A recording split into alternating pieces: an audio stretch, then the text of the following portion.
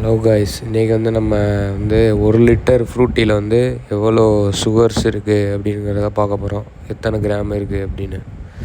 நான் அதுக்கு ஒரு வெயிட் மிஷினும் ஒரு டப்பா அப்புறம் சுகர்ஸ் அதை எடுத்திருக்கேன். இப்போ அது ஸ்பூனில் போட்டு அளந்துக்கிட்டு இருக்கேன். நீங்களே பாருங்கள் எவ்வளோ சுகர் நம்ம ஒரு ஜூஸ்னால் கன்சியூம் பண்ணுறோம் அப்படின்ட்டு.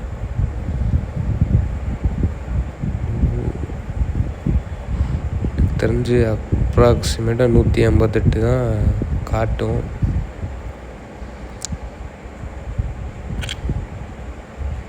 நல்லா பாருங்கள், இந்த ஒரு டப்பா பூரா இருக்கிற சுகர் நம்ம ஒரு இதில் சாப்பிட்றோம், ஒரு லிட்டரில்.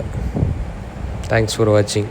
ஹலோ காய்ஸ், இன்றைக்கி நம்ம ஒரு லிட்டர் ஃப்ரூட்டியில் எவ்வளோ சுகர்ஸ் இருக்குது அப்படிங்கிறத பார்க்க போகிறோம். எத்தனை கிராம் இருக்குது அப்படின்னு.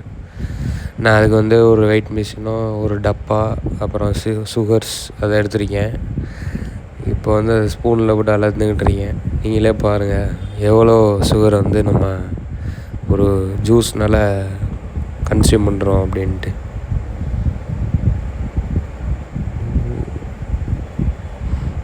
தெரிஞ்சு அப்ராக்சிமேட்டாக 158 தான் காட்டும்.